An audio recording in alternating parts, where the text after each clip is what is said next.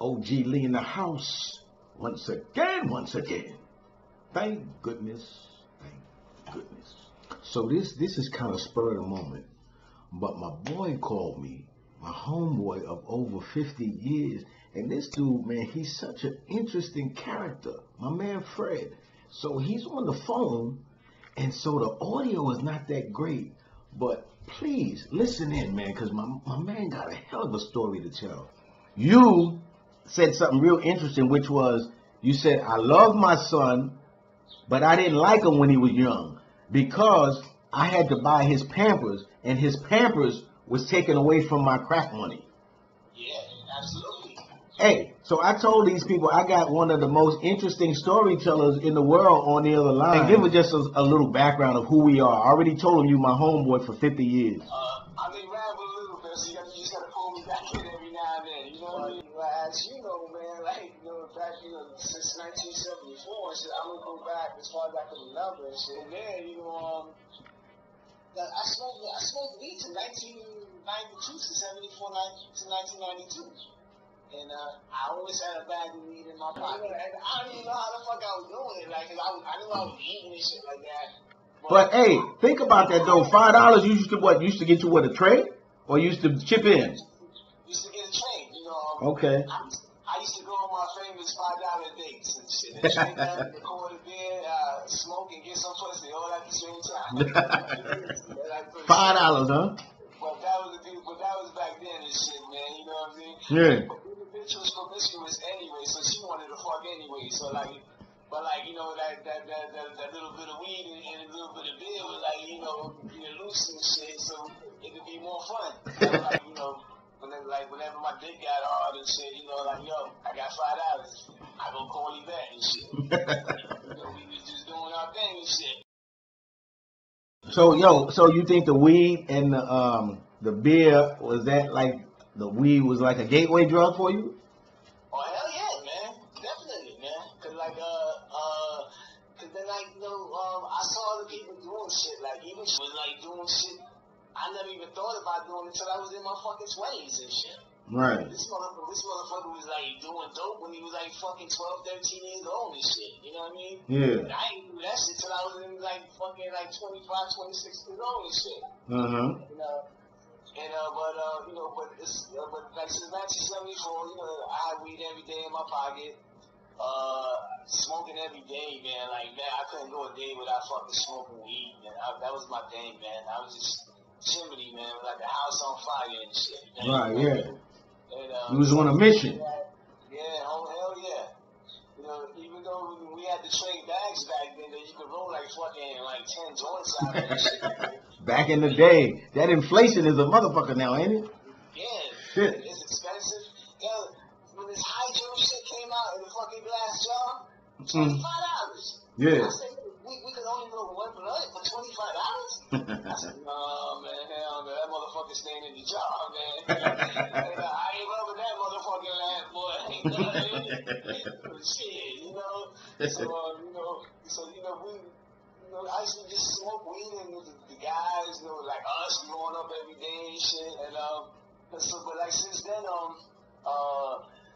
the cocaine came later and shit. I don't even know how I started really and shit. You remember when you smoked your first vial or whatever of crack? Oh yeah, 92, man. Tell me. Check out this story, right? I wasn't smoking. I was still smoking weed, doing a little coke every now and then and shit. So I was dating my son's mother. I was just getting to know her. So one day I get a phone call. She said, "Oh, I'm like fucked up. I want to kill myself and all this shit, whatnot, blah blah blah." Going on to this fucking tremendous story about I'm so fucked up right now. I'm so down on myself. She gave me this whole big fucking act. Like she should have won a fucking Oscar for that shit. So I said, listen, if you ain't there when I get there, I'll take care of you. So I fucking get up. That's when she was living on Manhattan Avenue up in Harlem and shit. Right. So I get up there and whatnot. So I ring the bell. She buzzed me in. The door is open, so I get up there. She stabbed me in the bed with this little ass fucking knife, continuing the story. You know, and I'm not saying what's wrong and shit. Like, you know, like, why are you doing this? And so forth. Right. And, you know, then all of a sudden, man, she says, you know, I want to smoke. So I said, all right, so where's the weed man? I go get some weed and shit. You know, the weed man, matter of fact, the weed man was right downstairs in this vitamin shop at the front. So I'll go downstairs to the vitamin shop and, you know, boom, get a bag of weed. She knows, I want to smoke crack and shit. I heard about it, but I never really saw it. I don't know, experienced it or nothing like that. So, so she told me exactly who to go to. And like I went and when I got to the dude, which is his name is G. She knew who I was and shit. G Money. So like he told me that I told him like just like let me get 4 and shit. And he told me I started to tell him, you know, I'm Ken's boyfriend. He said, I already know who you are, man. So you know we can make a deal and shit. Right. And I got upstairs. So, no, you know, I've always been curious when it, you know, certain things. I've always been curious, and especially drugs, man. You know, I find that shit so fucking fascinating. You know, like, okay. I gotta try some of that shit. You know what I mean? And but I'm gonna go back a little further because I became a garbage head at one time, man. You know, which is like I would smoke weed, pop pills. I forgot all that other stuff. Right. So like, I used to do the Black Beauties, the Volumes. That was like, you know, the Quaaludes, the real Quaaludes, the London 714s. Right. Which they don't make no more. And I had so many experiences with that, man. We used to go to the strip. I was in a strip club when I was 15 years old, buying 2-drink minimums and shit. I was buying 2-drink minimums, and I was like fucking 15 years old. I'm 15 years old, you know, among them sitting at the bar, 42nd Street at the peep shows with the glass goes up, and I was finger fucking bitches for 20, about 10, 15 minutes and shit. all you know, as a minor, 14, 15 years old and shit. But the drugs are still there, the drugs are still there and whatnot. But up until that time, you had never smoked crack until your girl sent you? Never smoked crack in 1990. I had a fucking car, which I gave up because it was like my son. I loved the car, but I didn't like it because I had to put gas in that bitch. I had to buy tires. I had to buy filters. I had to feed this motherfucker like he was a human being and shit, man. Right. I said, fuck this motherfucker, man. You know what I mean? Not to mention in New York, I know without even thinking about it, you had umpteen fucking parking tickets and shit like that on your name, right? Oh, hell yeah. Hell yeah. I couldn't pay for the insurance because I was smoking. Paying insurance was taking my crack money, man. I could push it in my pipe, man. He was like, fuck this shit. I made the first couple of 3-4 payments and shit. I said, fuck this shit, man. I remember when I left the car right there on the corner of Avenue B and Houston Street by the old Gucci Clipper place and shit. And I never went back to fucking even see the motherfucking shit. So you in Harlem, right? And your girl sends you for the crack. You come back with the crack. Right. Okay. Now I was curious. Like I said, I've been curious about a lot of stuff, and especially about the drugs and shit. And I was watching that and shit, going through all these little, I saw how her eyes popped open, the little circle in your eye. You couldn't see that anymore. So that shit fascinated me, man. Wow. I'm mesmerized by that shit, man. Yeah. Her pupils and shit. And so that's she had an extra step and shit. So I took a hit. And as soon as I exhaled, man, I felt so fucking funny. My ears popped. I heard bells and shit like that. And I was like, man, wow, this motherfucker is wow. You said bells went off, huh? Yeah, bells, all types of shit. I didn't know motherfuckers were staying down the block. And I was in an apartment on the 5th floor with the windows closed. I could actually hear motherfuckers, man, it must have been the fucking crack and shit, because, like I said, I'm on the 5th floor, behind the closed door, windows closed, and I can hear people on the street talking. Yo, that's zooming in on the motherfucker, man. Yeah, no doubt, man. And I was like fucking like, I was going through my little shit. I was like, I was kind of scared and shit. I didn't know what fucking was happening and shit. But I knew I was feeling good though, and I knew I liked it. And what was fucked up about that, I had $300 in my pocket and shit. Damn, and ready to clown. So like, you know where that went? Because before that, I was hooked on dope. I used to watch Tiny. They used to sniff dope and shit. They used to be sucking their own dick after a while and shit. You know what I mean? What the hell that mean? Okay, sucking your own dick means like when you like, you know, like when you're standing up and like your hand goes down in between. Yeah. It seems like you're sucking your own dick. Yeah.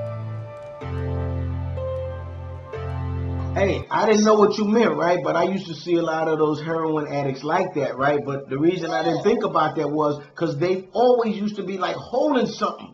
Like I used to see the motherfuckers uptown in Harlem. They would be like gnawing out like that with a newspaper in their hand and shit. Yeah, and never drop it. Never. Get right back to get down, so low and just pop back up, man. And they pop back if they want to fall down or they want to drop the way it was there. Watching them, that shit got me curious. So why are you doing this shit if you're gonna go to sleep? I didn't understand, you know, the fucking, you know, reaction to it and shit. You know what I mean? Right, yeah. And, so I was watching them all the time and shit, man. So I'm like, oh, and this shit, like, you know, how you doing? Like, how does it feel? And you know, I started trying to analyze shit without even, you know, without even putting the shit in my system. Yeah. So I don't remember how I started with them, but eventually I tried it, and man, like the first 10 minutes, man, I think I threw I threw up about a week's worth of food, man, because I was in the bathroom just like for about a good 10-20 minutes and shit. Oh, so that's the first experience with it? It makes you throw up? Yeah. And then I went through the sucking my own dick shit. Like, they took dinner, and I was feeling good. You know, I liked it. So like, after a while and shit, I was just a weekend warrior, right? Yeah. You know, but then it became, you know, like a 3-day warrior, every day warrior, every week warrior, shit like that. And I used to go, that's when I used to work for the city. Yeah. At the shelter. So every 2 weeks I would call me and say, listen, I'm gonna be at Bullet, which was on 3rd Street in Avenue D. In 10 minutes. So when I got it, it was already there and shit. I used to buy 3 bundles of dope every 2 weeks. So that was $600 monthly on a dope. Wow, and that was a lot of money back in them days. Yeah, hell yeah, there's a lot of money now. What you talking about back then? There's a lot of money now, a lot of money in the shit. And so every 2 weeks I was about 300. Then plus a 60 of coke, so I could come back up. And so we was doing this shit like I didn't even really think nothing of it, man, until like, you know, times got lean and shit, you know, like when I was spending like too much, then I went over the $300 and shit. That shit happened so easily. You went over the 300. I mean the 600. I went over 600 like fucking like it was nothing, man. So what? You started getting in credit? I never got credit and shit. You know, I used to borrow money from people, like $10 here, $20 there. I became a salesman and started selling my clothes and my new Hey, and selling other people's shit too, I bet. Yeah, hell yeah, no doubt about that shit. Cause like, yo, I had an agenda. I wanted to be that motherfucker, you know what I'm saying? And at the same time, you were trying to work a full-time job? Oh, I was working, man. Like, I remember the commercial. There's a guy in his suit, and he's in a room with no furniture in it, but he's a businessman and shit. Okay. And he's walking in circles around the room. And at first I didn't understand it, but then it was like I have to work so I can do more drugs. That's when Nancy Reagan just say no shit came out. Right. Those commercials start coming out. Right. So this guy just walking around the room, I gotta work, so I do more drugs. I gotta work, so I do more drugs. Yeah. You know, I was functioning, but I was functioning, but I was dysfunctional at the same time. And cause I knew, yo, if I don't work, man, I can't do what I do and shit. You know what I mean? That's like that became, you know, plain as day, you know, like in a real short matter of time and shit. You know what I mean? So how was your job performance? Oh man, I was working behind, you know, doing intake, man. I was doing my job and shit. And you know, but you know, I was doing my job all right, but then when I got a bag in me, I thought I was doing my job better and shit. I was actually putting all this shit in the computer, and I was fucking like, you know, I don't know how to do it, man. I don't know how the fuck I did it, man. You know, so it's like, I was fucking out of it, man. I was like just fucking doing it and shit, man. Like what's your name, you know, first name, last name, cause I had to feed it in the computer. So how did that job end? Well, it ended like years ago, like in 2004, when I was, you know, once again, because in 92, I'm going to go back to 92, when I first started, you know, when I first hit with my son's mother. I enjoyed about myself for a little while. But this thing, man, this crap was always there and shit. It was like a bad relationship. The bitch treats you wrong, but you got to go back and shit, because you love it and shit, and right. stuff like that. Right. So that's how I felt. You know, I was fucking into this shit, man. I fell, man. I couldn't get back up for a little while, man. So would you say that it's been a continuous thing, or was there some breaks in there when you, like, some people felt guilty and they stopped? No, even when I felt guilty, I still smoking and shit. So you never stopped? So I never stopped, man. I was like, man, yo, Lee, I'm gonna tell you the story. Once I got fired from the city and shit, well, I'm gonna tell you how that happened. I don't want to leave too many gaps and shit, you know what I mean? Yeah. I was working at the city, so after that, I was still working with the city. I got bounced around to a few places, but I was always getting high.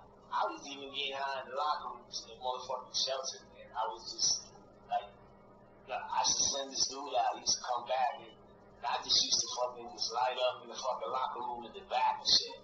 I didn't give a shit, man. Like, a couple of coworkers came back, they almost caught me and shit. The supervisor never came down there. They never called the police on me and shit. And, but I was, you know, smoking on the job, you know, sniffing heroin on the job and shit like that. And, but it was basically, I was always getting high and shit on one thing or another and shit. Cause like I told you before, I became a garbage head. If you had some, I wanted some. You know what I mean? Right, yeah. So like, yo, put me on, put me down type of shit, you know? Mm-hmm. And, so that was always constant with me, like, since 1974 and shit. Right. It's not a nice thing to say, because I could have owned a house, you know, so forth, etc. Right. You know, but I gave that to someone. I bought people houses. I bought people cars. I bought people expensive clothes and shoes and shit. Right. You know what I mean? Yeah. From all the money I spent with them. So I was still working with the city, and I was still getting high and stuff.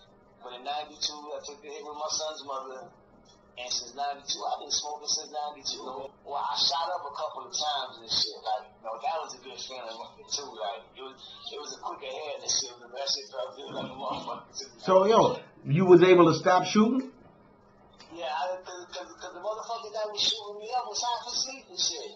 So I used to have to wake his ass up and say, yo, bro, you missing the vein and shit. You can fuck me up and shit. Oh, you didn't want to shoot up yourself? Like, I couldn't shoot up myself because I would always miss the vein and shit.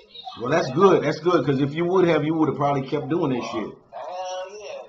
Then I learned how to cook crack and shit. That was like the second dopest thing outside of starting smoking and shit. And I just used to go get a 20 of coke. I get a couple of 20s of coke. And out of 120 of coke, I cooked that up. Then I had like maybe like four to five dimes in that shit. You know what I'm saying? Yeah. So like out of two 20s, that was like fucking 10 dimes and shit. So it's like I was smoking like heavily, man, and that shit was good too. I found this coke spot where the motherfucking coke came back so good. It was like, man, I cut that motherfucker to get it out of the Jensen bottle. That motherfucker had a rainbow inside that shit when I split it. I don't know what it was, but I know there was a rainbow inside that motherfucker. So I chopped it down into smaller pieces to get it out the bottle. You know, to continue smoking. Along the way, I went to a couple rehabs and shit. But the fucked up thing about that was, man, right after I came out, as soon as I got out the fucking car, and they dropped me off in front of the house, they pulled off, I leave my bags in the hallway and go across the street and shit. Wait, what? That's where the spot was? Yeah, because I was still working and I had enough time, so I was getting paychecks and shit. Oh, so the work would be the one sending you to rehab? Yeah, well, that and myself, because I said, listen, they say either you take care of yourself or we have to let you go. And like I said before about that commercial, right, yeah. I wanted more so I could get out more. It's just I knew if I didn't have a job, I'd be fucked up. Like, you know, and shit like that. Right. And so I went to the rehabs. I went to a couple of rehabs and shit. And as soon as I came out, put the bags in the hallway. My son's mother was upstairs waiting for me, you know, butt naked, so I get some pussy and shit. Right. And we just start smoking and shit. Then, you know, after the first week for then we smoked, and then it became a suck fest shit. Which I mean by that, it was 69 and like a motherfucker. I couldn't get my dick hard, so, but there was nothing wrong with my tongue, so, you know, hey, I became a fucking rough diver and shit. Street diver and shit, whatever you want to call it. So with the city, you was at that time you were working, and then like how long did this go on? Into 2004. I was getting to that, and like I said, I bounced around a couple places, and they're still smoking and whatnot, so forth. Mm-hmm. And then when I got to the Bronx, you know, first around 95, 96, I got my son's mother pregnant, and you know, she was still smoking when she was pregnant, so was I. And shit, like, we didn't even think much. We didn't even think about the health hazards to the baby and shit. You know what I mean? Right. It was so strong. You know, we was just smoking. I didn't think nothing of it, man. I just like, you know, boom, we don't fucking line up and shit. You know what I mean? So, my son was born in 96. Then that's when I, you know, earlier about that question, you know, about that statement I made about I love my son but I ain't like him. Right, yeah. That's when that shit hit me. Like, I was like, damn, man, it's like some of these motherfuckers, you know, buying Pampers like fucking left and right and shit, because the weight checks they can't cover Pampers, they just cover food and shit. Right. I'm like, man, damn, this motherfucker, man, damn. Every time, you know, yo, that's all they do with this shit all fucking day, man. Like, I was like, man, it's what the say, man. Gotta spend my hard-earned money on some damn Pampers. Shit, I could be buying crack. Yeah, that's how I fucking felt, man. You taking money from my fucking pipe, motherfucker. And I was like, shit. You know, like I said, man, I know what's on the death, but at that time, woo! Like, No, sir. I really did, man, because I'm just being honest. That's how I was fucking living this shit. That's how I was feeling, man, for a long time, man. You know, and like I told you before, man. Like that's some shit I fucking regret for the rest of my life, man. When I should have been fucking happy, you know, like ecstatic about buying fucking Pampers and shit. Like the ACS cases and shit. You know, we still smoking. We was giving urine knowing we gonna come up dirty and putting more time on, you know, on the ACS case and shit like that. Oh, what's that? The Children's Services?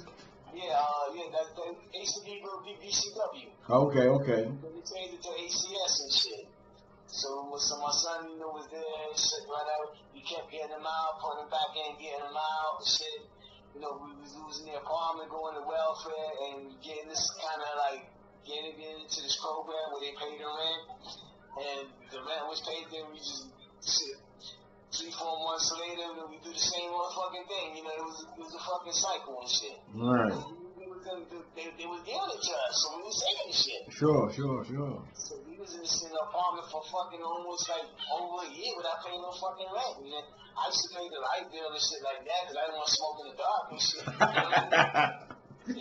You know, I don't want to shit in the dark. The only thing I want to do in the dark is fuck, man. I want to smoke in the dark and shit. And, you know, but I'm going to tell you this quick story, though. there was one time we had company and shit, and she took a hit in the bathroom, but she turned the light off. And she told me where the stem was. So I didn't even turn the light on. And I but I put the shit in the stem and whatnot, so forth.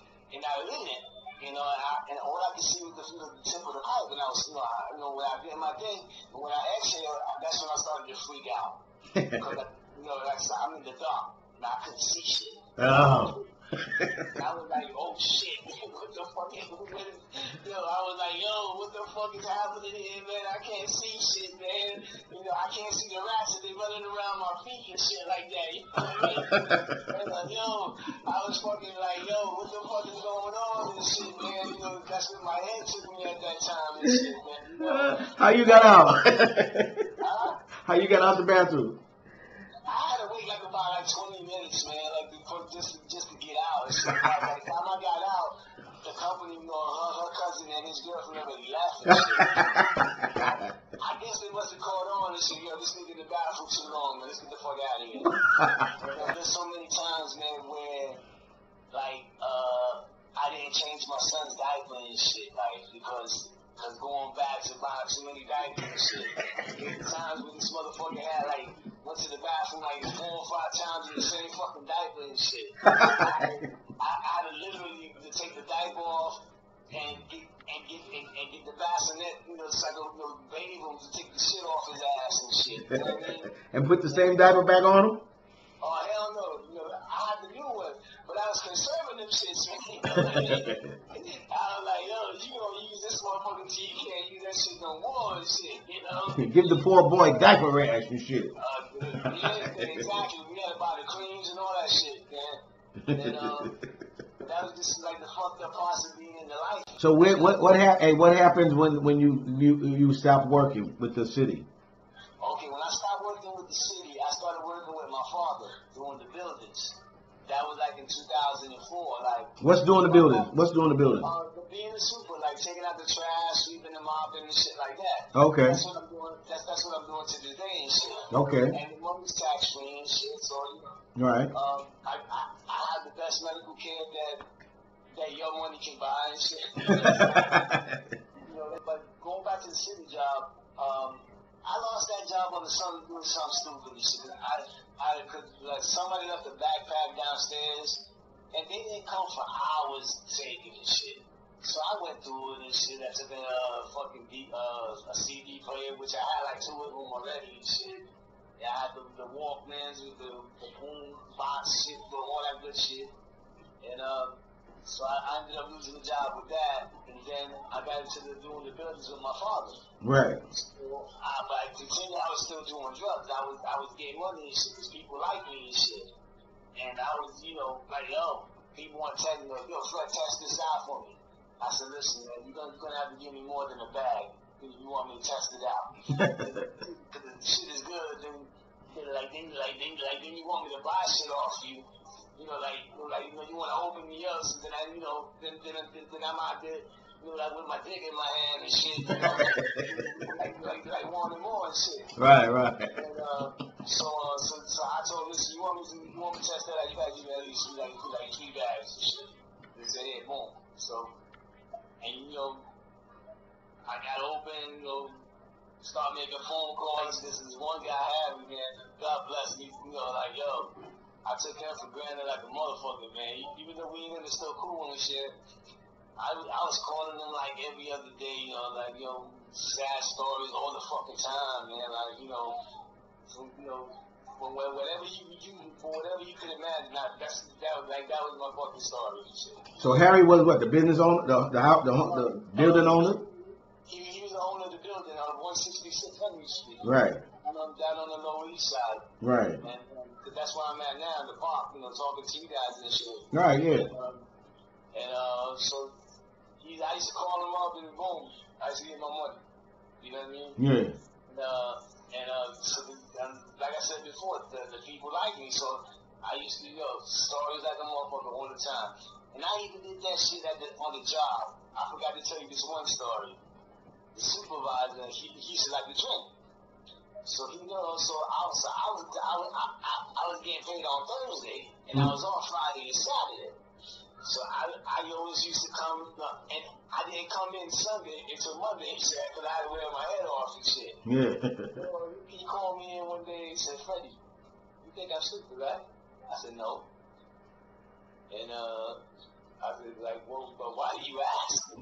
Even though I already knew it, shit. You know what I mean? Mm-hmm. And he said, because I noticed you've been, after you get paid, you're not coming in on Sundays. You've been giving me a lot of stories, like, your bathroom done flooded like 10 fucking times already and shit. And, death in the family like 12, like a dozen and shit. I was just saying anything just to get the fuck off. Right. Because at that time, we were going up to fucking, what's that where all the Dominicans used to live at and shit, The Bronx? I forget the section of Manhattan and shit. There was nothing but Dominicans and fucking cocaine flowing like water and shit. Mm-hmm. So every 2 weeks we used to go down there and buy the coke and shit. Yeah. Which I used to cook up. Mm-hmm. Like, for him to getting back to my supervisor, I just said, listen, man, I just told him, man, I smoke, man. And I need time to get my head together. So I fucking told him like this, man, listen, you prove them. Like, if you could improve my time, I'll buy you top shelf liquor. So I was paying like $50, $60 a clip for a bottle of fucking liquor. Uh-huh. So he got what he wanted, I got what I wanted. There you go. I was living with my pops in the projects, so I wasn't paying no rent, no fucking utilities and shit. Uh-huh. Even I used to get pop money and shit. Mm-hmm. And for a while, I used to ask him for the shit back after mine was gone. I said, Pop, I need like $40 and shit. You know what I mean? So like, yo. So he was only holding that shit for you. Yeah, basically he was just holding it for me. Because he knew what I was doing anyway. Right. And, so I did that with the supervisor. He couldn't approve my time all the time, but most of the time I was getting, I was getting my shit. I was getting my money. Right. He had to make it look right. And like going back to one of my other like bad points. There was one day just after the job was over and shit like that. I was doing the buildings with my father. He had like 1,400 in his pocket, 1,600 in his pocket and shit. Right. And he paid me for doing the buildings, and I was fucking like skied up. I was geeking like a motherfucker, and I had to have more. So it was just me and Pop and shit. So I turned off all the lights in the fucking house. In the apartment, I turned all the lights off. Cause, like, my father's light was already off in the room. So I'm crawling on the floor like a fucking snake to his room and shit. On my belly, like crawling like a fucking snake. And so I go to the doors, I open the door, and I'm like real quiet and shit, And I'm moving and sliding across the floor and shit. So I get to where his jacket is at. So I go to the inside of the jacket, and I pulled out a bill, because he only had 20s and 100s, so shit like that. So I'm like thinking, it was a $20 bill and shit, so I got back to the living room, I turned the light on, it was a $100 bill. So knowing me, I went down, I opened the door, went down the hallway. I bought me 13 jacks for $100 and shit. So you didn't even have to leave the building to get your shit. No, hell no. For years I didn't have to leave the building. And so, but I'm gonna get to that also after the story. Yeah. So my dad wakes up and said, I'm like, my eyes are bulging out of my fucking head and all types of shit. So my dad came out and said, you took $100 from me, guy. I told him, no, Pop, I didn't take the money from you. He said, you took $100 from me, guy. I said, no, I ain't. I said, no, Pop, I ain't taking the money from you. I ain't taking the money from you, man, shit like that, you know what I mean? Uh-huh. And he said, I know you took $100 from me and shit, because I counted it and shit. And then he told me, I know what you're doing and I don't like it, but all you have to do is ask me and I would have gave it to you. And right then and there, I felt so fucking small, man. Like I didn't even exist. I was so ashamed of myself, man. Like when, man, hold on a second. Hold on a second, man. What's up? I'm crying a little bit, man. Hold on a second. What? I'm crying a little bit. Hold on a second, man. What happened?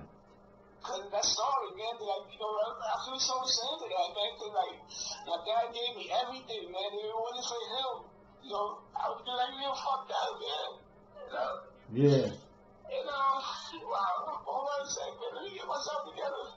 All right, man. Cause yo, I didn't think it was gonna take you there, so I'm gonna pause this shit, man. Nah, man, you don't have to pause, man. You know, that's just the way shit is, man. You know, that's it, man. Yeah.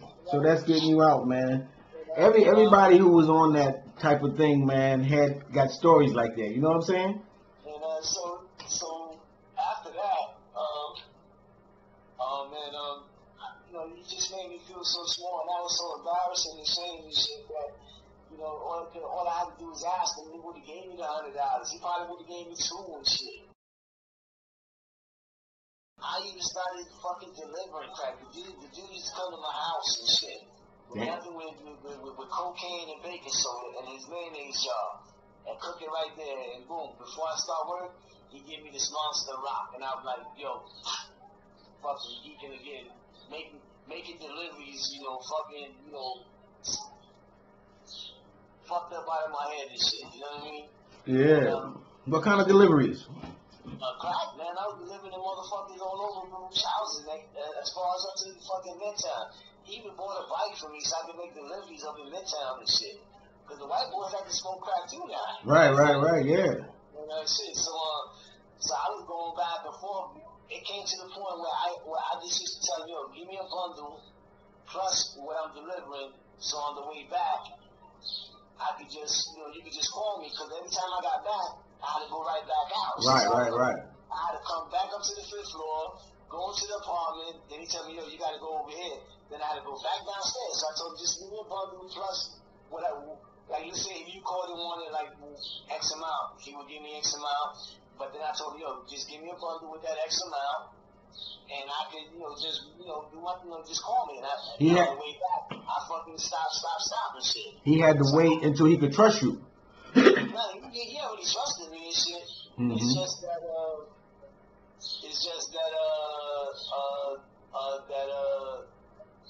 you know, like, he used to get phone calls, and he used to have to wait for me to come back, to go upstairs to come back out again. So you was thinking ahead of him. Yeah, basically. Mm-hmm. And, so I was basically all the time. I would you know, sell out on the way back and shit. Right. People would stop at me and say, "You good? You good?" I said, "Yeah, man, I'm good." Then I would get phone calls from them, go to this place, you know, they want 3, they want 4, whatever, so forth. Mm-hmm. And so I used to do that and shit like that. So you was like Uber and shit like that before they ever thought about it.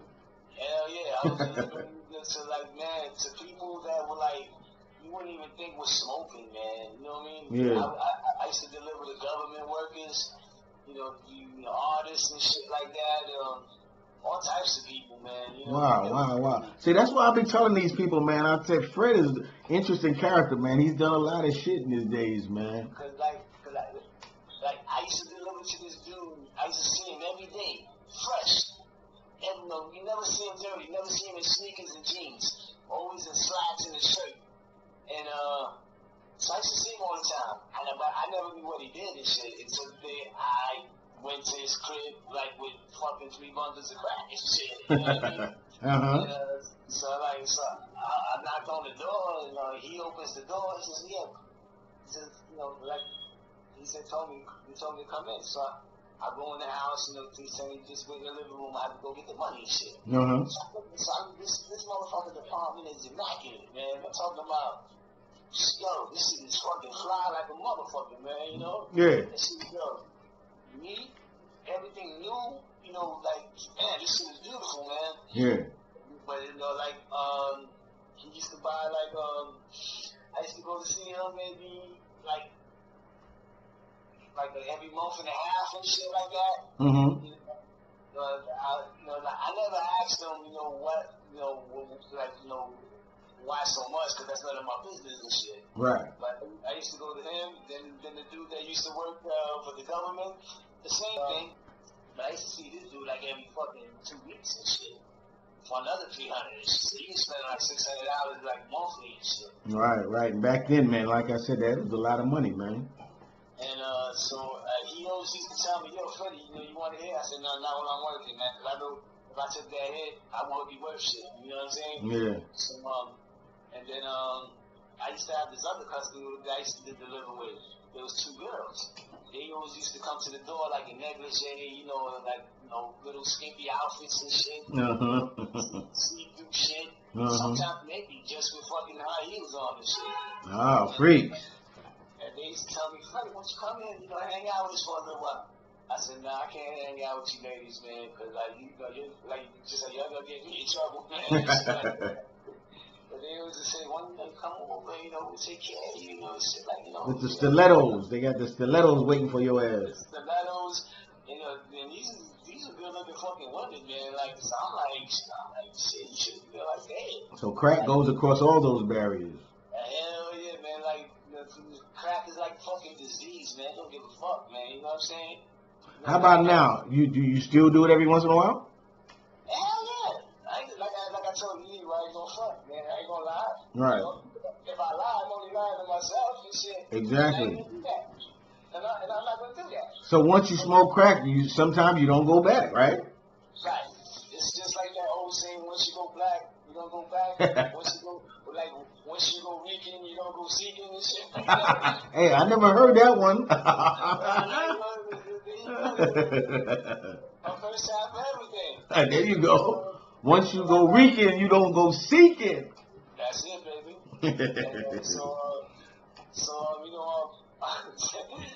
Yo, I'm gonna make a fucking t-shirt, man. Hey, that's gonna be that's gonna be the t-shirt you wear on your first your first video. Yeah, I started doing that, delivering to people that you wouldn't even think were fucking smoking, man. Because when you used to see these people professional all the time and shit like that, just like it is out there, you see people all the time, they dress nicely and shit. Right. But you don't know what people do behind closed doors and shit. Exactly. So it's like, people do all types, like from fucking child pornography to drugs and shit. You know what I mean? You don't know what the fuck you dealing with. Exactly, bro. Basically, I didn't care as long as you had my money.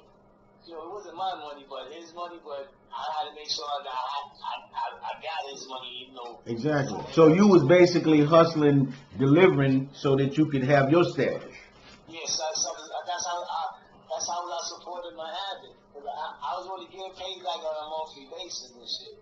And Homeboy was coming by like every day and shit to cook, and for me to deliver. So I had to keep my drug thing going, man. I had to keep my crack flow going and shit, man.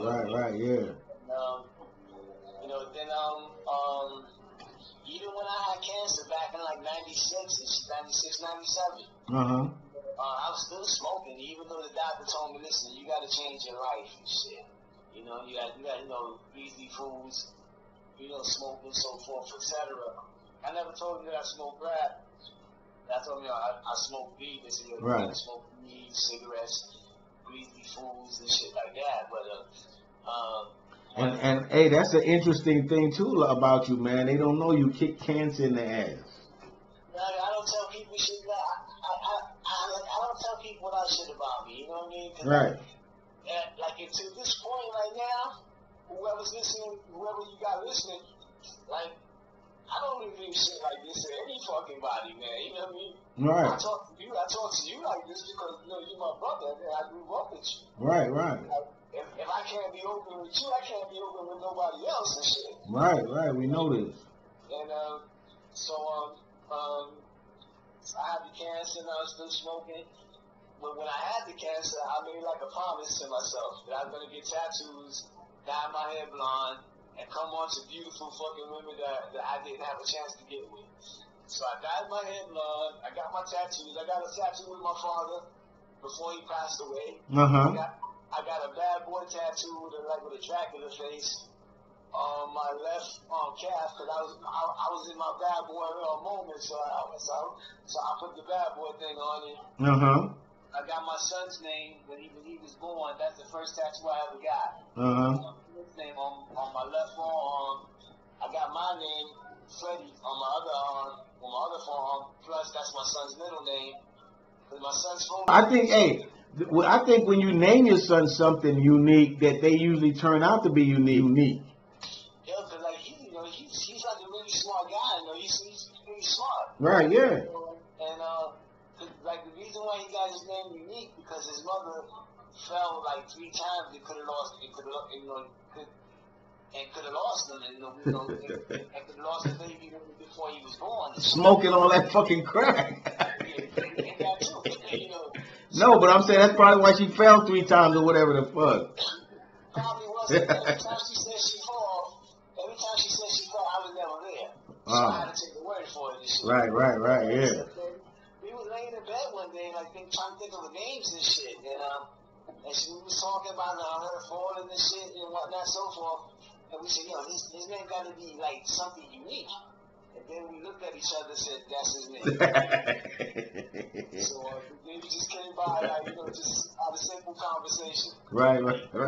So that's what they say, that's his name, unique. So I went through some stuff with him, man, stuff like that, being a dad and shit. Because when I had cancer, I had to take him out of foster care and shit. And I was still smoking during foster care and shit. Yeah. But I was lucky that they didn't knock on my door talking about he wants to come down to the office because they would have took him back and shit. Right, yeah. But then when I got myself together, the plan was to always have him with his mom. So I gave him back to his mom. His mom fucked up, so he grew up in foster care till he was 18 and shit. And, from what age? From when he was still young and shit. He was still young. We spent a lot of years in foster homes and shit, man. And that's another thing I regret because I didn't even see my son walk for the first time. I never heard my son's first words for the first time. None of that shit. All his first, I missed. Yeah. I missed. Even to this day, he's doing a lot of shit for the first time, and I'm missing it because I'm not around and shit. I'm building my relationship up back with him and stuff or whatnot. But that doesn't mean shit, because I missed like so many things with him, man. But anyway, that's that. And the thing is now that you're saying is you are building a relationship. So that's the most important thing. Yeah, it is. But I'm the type of dude that I hold on to shit. You know what I mean? Right. Even bad memories, which I shouldn't. Right. A lot of times I lived in the past, man. Then I just like when my father died in 2016. I let all that shit go, man. I'm not gonna be stuck back there no more. You know what I mean? But you know what, man? From listening to you, because you was telling me this story earlier. You was telling me the story about what you remember about your moms. Because you. Oh, you're leaving, right? Yeah. So tell that story, man. Because most people at that time it was the other way around, but for you guys it was a little bit different. Okay, like I said before, I remember it like it was just fucking yesterday. Matter of fact, whenever I talk about it, it brings me back to that little boy sitting on the floor with the neighbor's daughter, which my mother ran away with her husband. And so we were sitting on the floor playing. I think it was playing Parcheesi. And I see my mom with 2 bags of clothes. Now, how old were you? I must have been about like 7, 8. So I had to be a little older because I remember when the Mets won the first World Series in 68, 69. Yeah, it was 69. So we had to be like maybe like 70, 71. I was like a preteen, so to speak. And so, okay, you sitting there with the neighbor's daughter. And we playing Parcheesi. So I see my mom with 2 bags of clothes in her hand. So I asked her, Mom, where you going? She said, I wanted to take these clothes to my friend's house. So I asked her, could I come with you? She said, no. She said, no, I'll be right back. So, I said, Mom's going to come back and shit, And so I waited, fucking hours and hours. Then my dad came home. Asking her where's your mom at. I told her, she went out to see a friend with 2 bags of clothes. So he went into the room and shit, and he must, he figured it out and shit, but he didn't say nothing about it. Right. But he was, for a lot of time he was, upset and shit. Right. So like I said before, he said a lot of negative things about women and shit, and I believed him and shit, because I was so angry at my mom and shit, you know what I mean? Right. Because the thing that pissed me off the most you like I said before, you know, you remember Ernie, like Lucy's son, that used to live across the street from us. Ernie. Yeah, Ernie's mom. Mm-hmm. So she used to come see her on the regular, but she couldn't come across the street to see how the fucking kids were doing. So I said, yeah, that shit, like, to this day, that shit pisses me off even more and shit. Right. So, like, that's why I can't trust any bitch 100%. You know, I can't do it. I can't do not even to save my life. I can't fucking do it. I want people to know, though, this is my homeboy. I'm not, like, exploiting him. I told him I thought he was a very interesting dude. That's why I wanted him to tell his story. You know, and I wanted to do this anyway. I've been thinking about this shit, like, you know, for a long time, you know, and, I don't know, just like, I guess this is kind of a therapy for me because I'm laying all this shit out there, even though I'm not going to forget, you know, and shit like that, but it helps me out, you know, just for me, you know, for my personal being, for my emotional state and shit like that, you know what I mean? Yeah, I think, yeah, it's like they say it's cathartic and shit, therapeutic. I let anger go and shit, like, you know what I mean? Because I'm the type of person, like I said before, I hold on to shit. Mm-hmm. And, like, man, I can blow up at any time on somebody that has nothing to do with it. Yeah. Because, you know, she was there at the wrong time. And that's going back to the trust in women shit, you know, I think, you know, I told you this before, like, you know, to me, like, their name is short for Caesar. So like, I'm like, yeah, you know your name, motherfucker. you know exactly what I'm calling. So, call them skeezers, huh?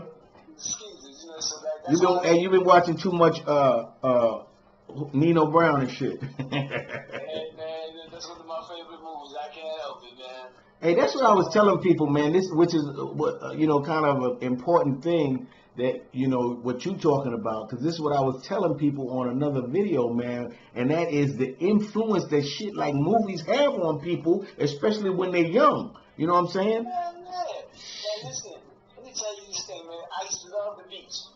All you used to see my head bobbing up and down in the water. But in 1974, Jaws 74, 75, Jaws came out, and I never been to the beach to this day. Not even in the scene. Hey. Not even on the boardwalk, not on the sand or the boardwalk. I don't go near a beach. I haven't been to a beach since 1974, 75. And see, the thing is, when you see stuff, yeah, not even the boardwalk.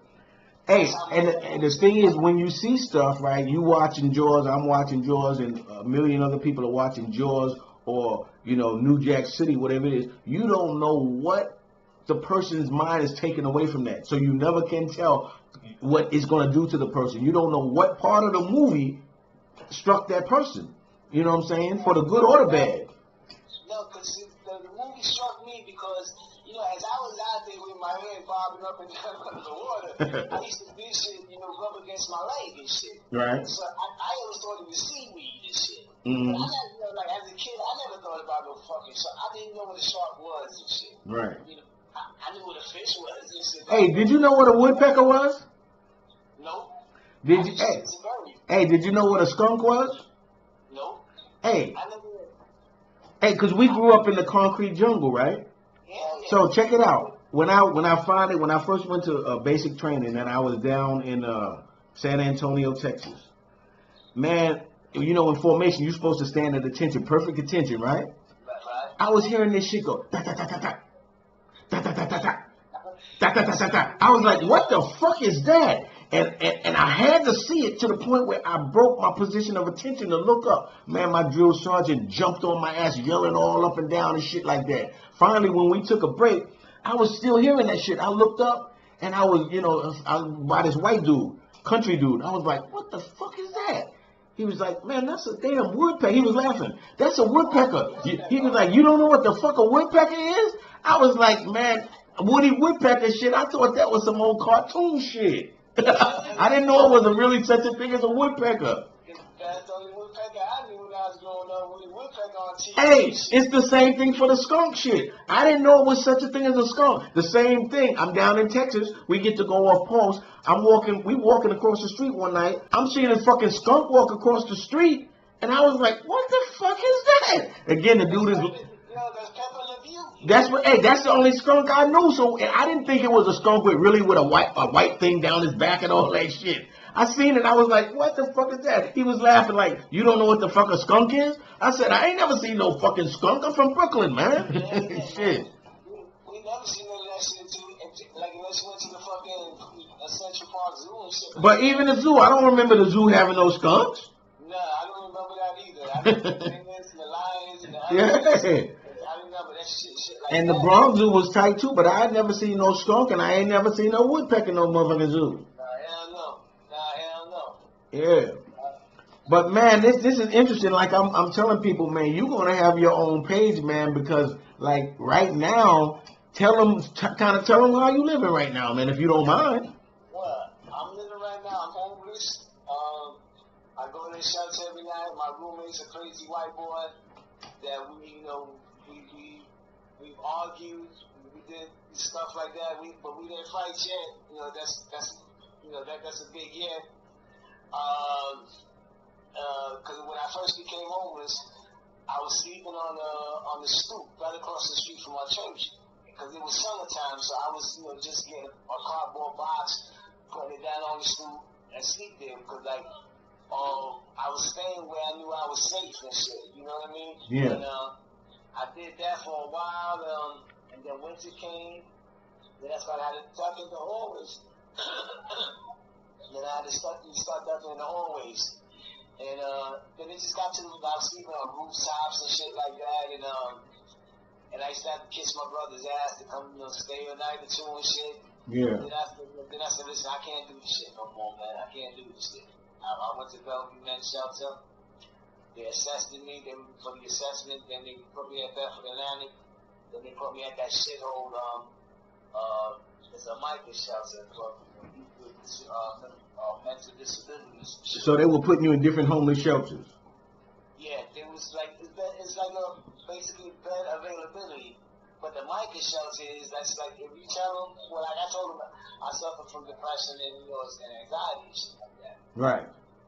So they stuck me in there with these fucking nuts and shit.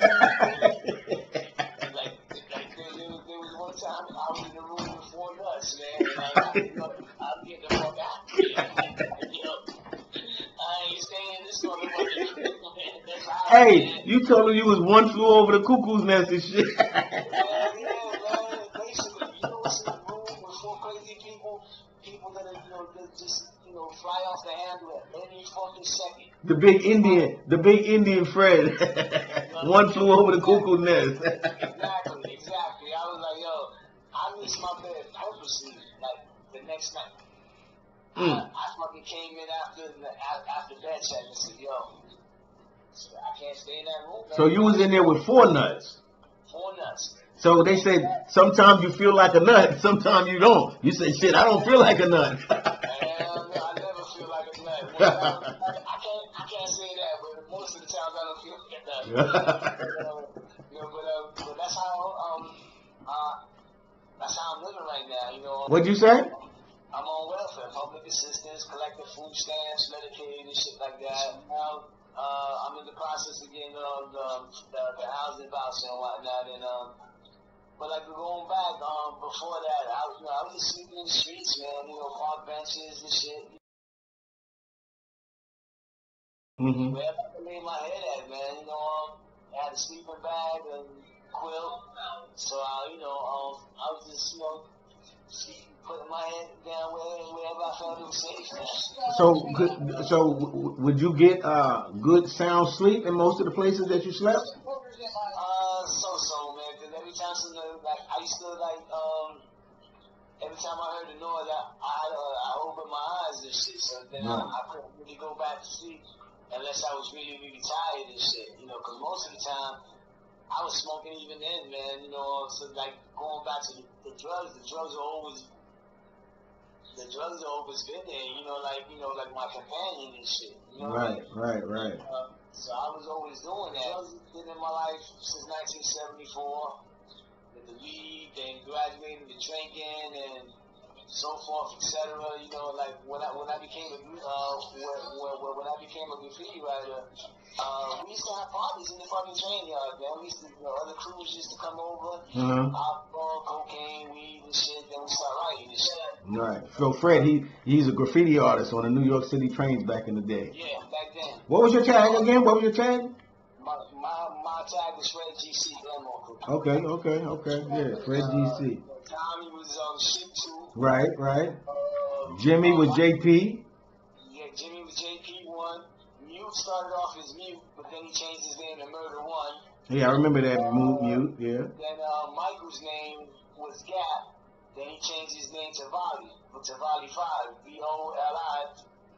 And then his brother Chris became Cholo Rock. Then Danny came in as Danny 13. And then you know, with Dennis Oakley. Yeah. He used to write then too. Okay. So we had like this really, you know, good, you know, like we had a crew that we had other people that didn't write that we just used to hang out with, get out with, and shit like that. So, you know, drink beer and whatnot. Y'all did more tagging than pieces, right? Yeah, we basically inside, man. Like at that time, between 78 and 79, if you rode the New York City train, the A's and the double C's, you saw my name. You had no choice but to see my name. Right. When you look up, you see my name. Right. So, you know, like when you walk out the door, you see my name. Fred GC. Fred GC, yeah. And so we did that, and still the drugs were there. But you know, I'll tell you the truth right now, the drugs are still a big part of my life. You know, like I said, I'm not gonna lie to myself. Right, you know? right, yeah. You know, I'm 59 and I say, I'm gonna quit. There's just something about smoking crack that just keeps, I don't know what it is, man, you know.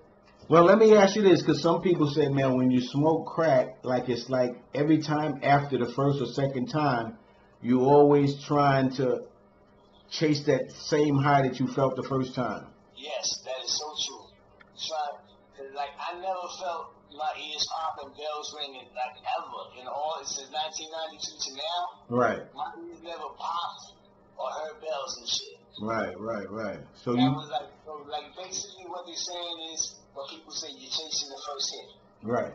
It's like after even after the bells and your ears pop, like if you're still smoking a year from that point, a year, even a week, even like a couple of days, you're not gonna experience that.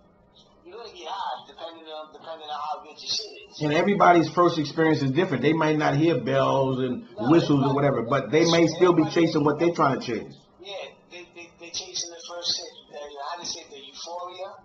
Right. I don't know exactly what that means, but I hear a lot of people. That's a good word. That's the excitement, the excitement behind the movie. Yeah. Exactly. I think that's what it is too, man. It's like, it's like a can of Pringles. You know, I just can't do one, man. You know what I mean? So, I just can't do one. So I lie to myself all the time, man. I'm gonna take this one hit, then I'm spending like $200. Mm-hmm. And going to the shelter, geeking the fuck out. You know what's riding New York City fucking train, geeking out of your fucking mind? This is not the experience, man. It is not, but I'm thinking everybody knows that I'm high. Man, that was what I was just gonna ask you. Like when you geeking like that, do you get like a paranoia, like people are, fucking with you and shit? Yeah, let me tell you the story, man. I was on the elevator one day and I was fucking, my mouth. I would tell you a joke. How can you tell a crackhead is lying? His mouth is moving. Exactly. My mouth was moving a mile a fucking minute. I was on the elevator and the shit was cracked. I was on the elevator. I'm trying to, compose myself and shit. But my mouth is moving. My mouth is going. It's in all types of positions and shit. And all of a sudden, I look into the crowd and they looking at me like if hunting. You know what I mean? Like you remember that commercial, right? E.F. Hunting says, and everybody turns around and looks at you. Yeah, when E.F. Hunting speaks, everybody listens. Right. So when I turned around, it was the E.F. Hunting commercial. Everybody on that fucking elevator was looking at me, and I was like, oh shit, they know. And I was like, I couldn't wait to get off that elevator. As soon as we hit the ground floor, that fucking door open, man. As soon as I could fit my body through that shit, I took the fuck off like a racehorse. I ran out that motherfucker, man. Like, yo. Hey, tell me a situation, man, that you had to do some shit that was funny that you had to do trying to get you some credit. You know that you were so desperate that you did this or that. You're trying to get you some money or whatever to get you something. Tell you the truth, I never did that. Because I always worked and I always got to make a phone call. So I didn't have that situation. Oh, good for you then, yeah. I never had to, do that. Like so that makes you almost like a functioning crackhead. Well, yeah, I was functioning, but I wasn't really functioning this shit. I wasn't, because after all the rehabs and AA meetings, NA meetings, shit like that, and I wasn't living life on life terms and shit. I was living life on the crack, on class terms. Right. I used to go in and, just in the places, steal these little things and shit like that, just to make enough money, It's like I said, when I was sniffing the heroin and shit, I was so into it, man. After that, it took me about 2 months, and I was fucking like, yo. Every time I went to the bathroom, I would just diarrhea. I was fucking time, like boom. Like if you was to put a tank horse, let's put it like this: if you was to put the sexiest woman on the planet Earth, in the universe, galaxy, outer space, the sexiest fucking woman, butt ass naked, in front of me in a bag of dope, I would have chose the bag of dope. That's how fucked up I was. At the time I was sniffing this shit, I didn't shoot up a lot. I shot up like 2 or 3 times this shit. But I was sniffing it didn't give me enough hits, for each nostril on the shit. But then, the shit comes and I wanted more because like I was telling you, man, like I was spending that $600 a month, like just on sniffing dope and shit. So what stopped you from using that kind of package? What stopped me from using dope? What stopped you from using that dope, yeah? My job, man. You say, yo, you go to rehab when you lose your job. I couldn't lose my job, man. But I'm saying, like nowadays, you say, do you still indulge with dope or just crack? No, just crack and shit, just crack. So what made you stop using the dope? Well, I wanted to keep my job. And then I knew if I went to rehab, I had time, I'd still be getting paid. I wasn't losing nothing, because I built up the time and shit.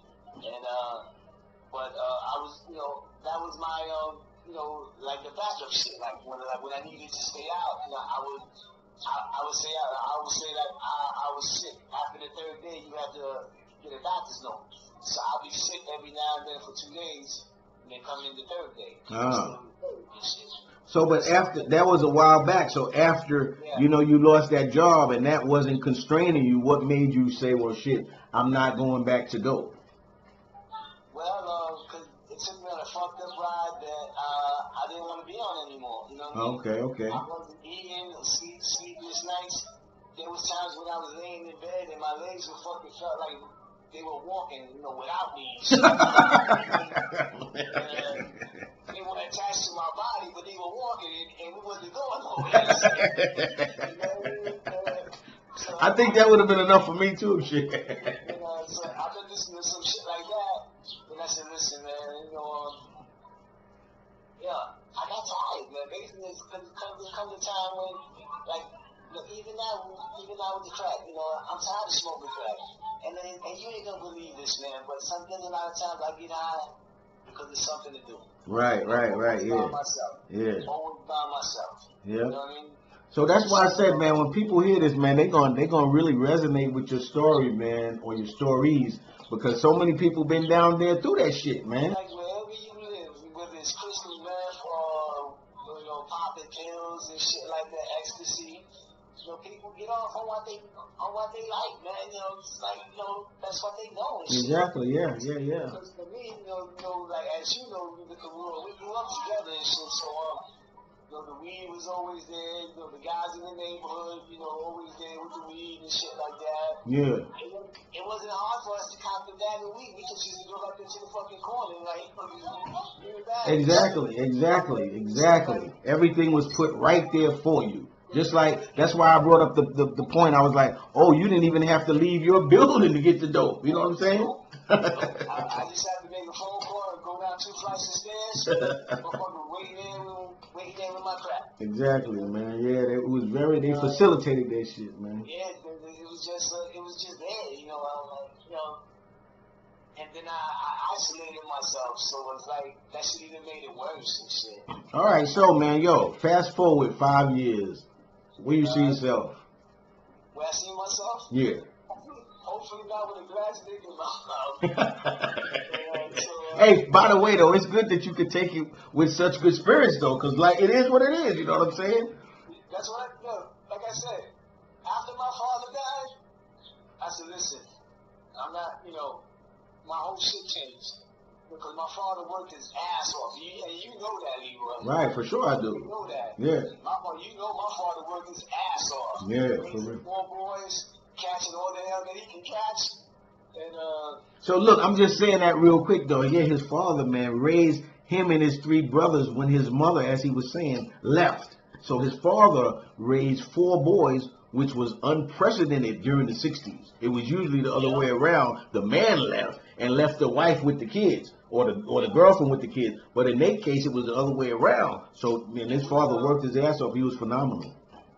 It was in the late 60s, early 70s and shit. Yeah, but it was always the other way around where the man was leaving. So, hopefully I'm not, hopefully I'm not smoking crack. I don't know where I'm going to be at as far as housing and shit like that. But I know one thing. I'm doing my best to get the fuck out of where I'm at. Right. Because, the drugs are even more. I don't have to go outside. I don't have to go out. I can have my friend make a phone call, and the motherfucker come knocking on the fucking door like in 2 minutes and shit. And that's the shelter? That's the shelter. Really? They got K2, they got weed, they got crack, and they got dope. K2, weed, crack, or dope, you can get delivered to your room in the shelter. To my room at the shelter after a phone call. Right, yeah. And then they got the crack man that live right next door to this shelter. So it's like, I'm surrounded by that shit like fucking all day, man. If I stick in the shelter, I be around that all day. Even here, the guys I hang out with, they're hustlers and shit. So everybody's on that hustle tip. It just like the other day, this motherfucker came over to your friend. What's going on, man? How you doing? You alright? I said, man, yeah, I'm alright. He said, yo. I said, yeah. I didn't even ask him for shit. He told me, I'm gonna give you these 3 and just give me the money when you can, alright? So I said, bet. And I smoked 3 nights right motherfucking dams and shit. Then I went to the shelter and shit. If you buy a dime of crack, I mean, how long you smoking on that? Well, me, I pop it on in one shot because I'm not even gonna tease myself. You know what I'm saying? Right. That's why I buy more than one because the first one, the whole bag gotta go in automatically. That's mandatory. At least for me. Right. That's mandatory. The whole bag gotta go in. I don't give a fuck. No, the whole bag gotta go in. Boom. Right. And then after that, then I start smoking half and half. Mm-hmm. And shit like that. So there's lots of times. There was one time. When I had $300 worth in $2 bottles, which was fucking blowing was pushing my weight back and shit. $2 bottles. So you had like 150 of them. You know how much crack you can buy with $300 at $2 a pop? Yeah, 150 of them. Yeah. So that's what the fuck I was doing. This shit. They would have thought you was the crack dealer if you got caught. Yeah. I used to come. First, I used to go to my friend's house like every 2 weeks. I used to get off work when I was working at Bellevue Men's Shelter and hold up a 20. And you should see the fucking cab drivers in New York City trying to get to me to get that 20. And causing accidents, shit like that. So I used to get in there and say, listen, I'll give you a $10 tip if you get me to this address in 10 minutes. They got me there in 8. So I gave them the fare and the $10 tip. Okay. And then I go to my man's house. Then there was one day I was walking to his house, and this guy's going, yo, come here for a minute, man. I want to ask you something. And I was going like, me? No. And I was like, oh shit, what the fuck you want to talk to me about shit? Mm-hmm. So I went over there, and So you the guy that comes up every 2 weeks to Sandy's house, right? And sends him down a couple $100? I said, yeah. He told me, listen, this is my number. Just call me when you get to the corner. When you get off the train, bus, cab, like whichever way I'm getting there. Mm-hmm. And it was right across the house, where the building where they made New Jack City on. Yeah. Right off Lennox. Okay. Right across the street. Wow, okay. Just right from that building. Uh-huh. And so the guy said, listen, call me, and I have it packed up for you already. You don't even have to count it. You don't even have to count it. It's going to be correct. It's going to be legit. It's going to be good. Right. So I said, bet. So I called her every 2 weeks. I called him. As I was going by, he had the bag on top of the garbage can. I put the money in his hand and just pick up the bag from the garbage can. Man, like you said, 150 bottles, $2 bottles, man. So you know, I was smoking love.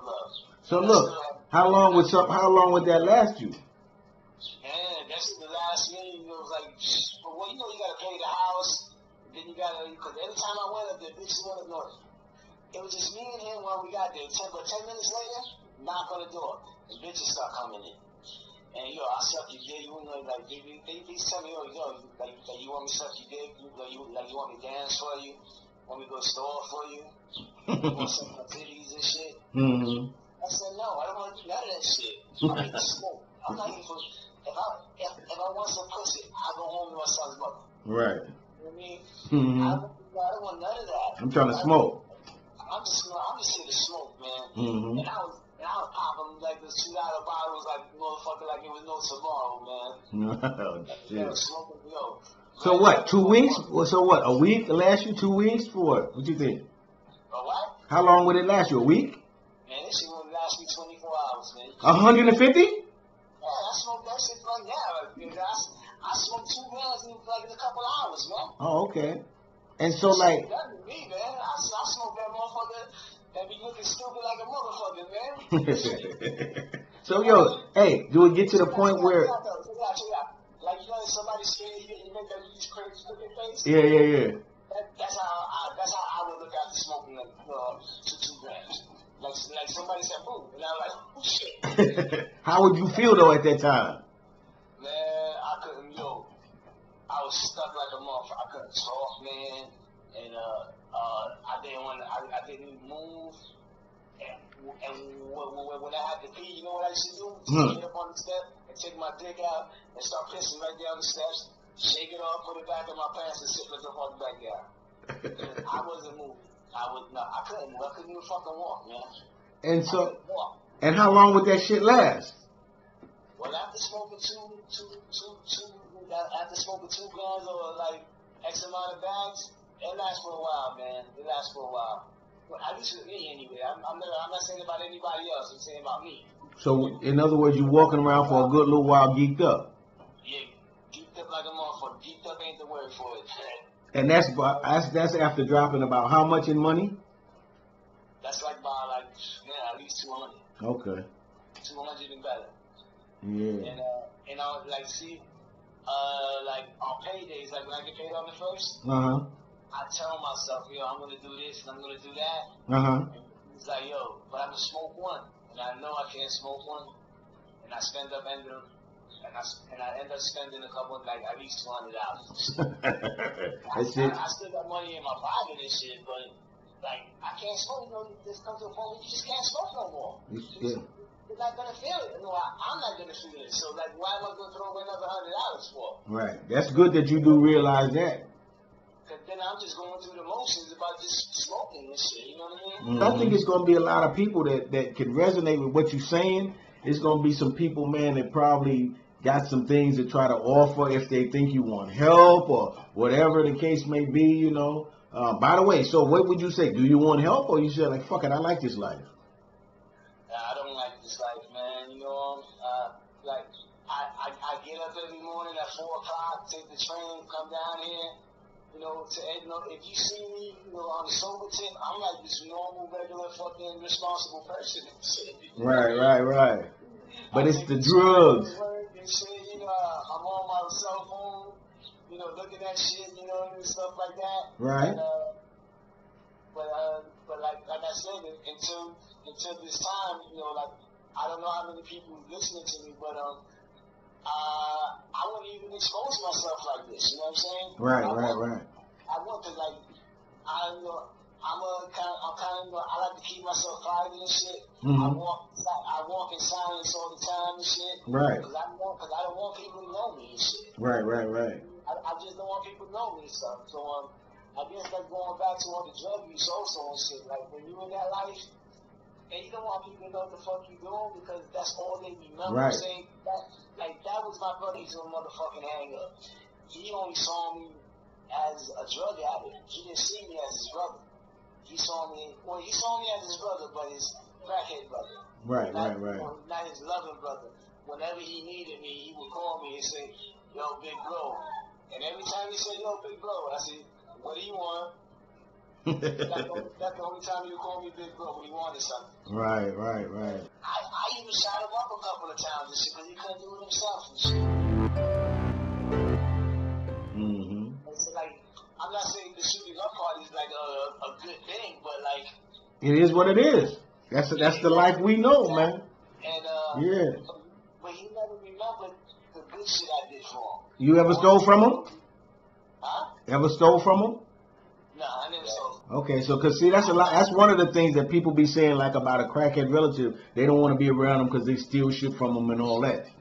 Listen, after I stole from my father and he made me feel like a fucking piece of shit, I ain't never steal from nobody ever again, man. Even if he wasn't my relative. Yo, that's good. Everything, yo, like I said, I don't know how many people out there listening to me, but everything I've got in my pocket and put in my fucking pipe, I worked for that shit. I swallowed my pride so many motherfucking times when I should have been putting my foot up, motherfuckers' asses. Right. And I swallowed my pride because that's what my father did. Right. That's what my father told me to do. Be humble. Right. Even at my worst, I was still a humble motherfucker. You know what I'm saying? Yeah. After my father made me feel like shit, I ain't stealing from no fucking body no more. Everything I got, from my clothes to my drugs to whatever, I worked for that motherfucker. Every penny I get, I earn. I hear you. That's a good deal, man. Yo, so look, if let's say for instance you guys, which you know how something is like a video, somebody even 14, 15 and shit might hear this shit. What would you say to them as far as drugs? As far as what, drugs? Drugs. Whether you're giving somebody some advice that happens to be 14, what would you tell them? With you knowing what drugs do or whatever, what advice would you give them? See that I wouldn't go to a typical drug speech. I would share my experience with them. Right. And like, cause like funny you said that. Coincidence you said that. For a while back, this young dude came up to me and we started talking and shit. So he said no disrespect, nothing like that, but I want to smoke and shit. I asked him how old are you, man? He said 15 years old. I said I ain't getting shit for you, man. 15? 15. Mm-hmm. And I said I ain't getting shit for you, man.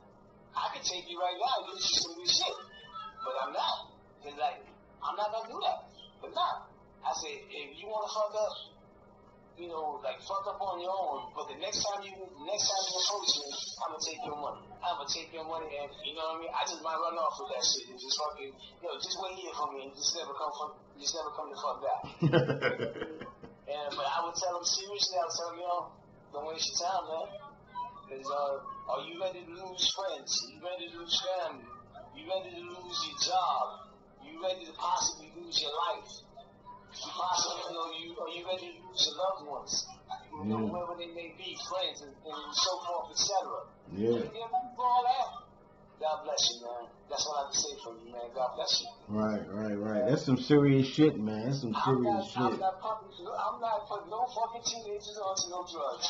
I can't. So, man, Fred, we're going to end this shit on this, man. But, we're going to come back to this, man. And like I said, eventually, these people are going to follow you, man, because they're going to want to know. They're going to be intrigued to know, hey, what the heck is Fred doing now, man? Maybe probably some of the people in the comments will have some recommendations. I'll let you have that.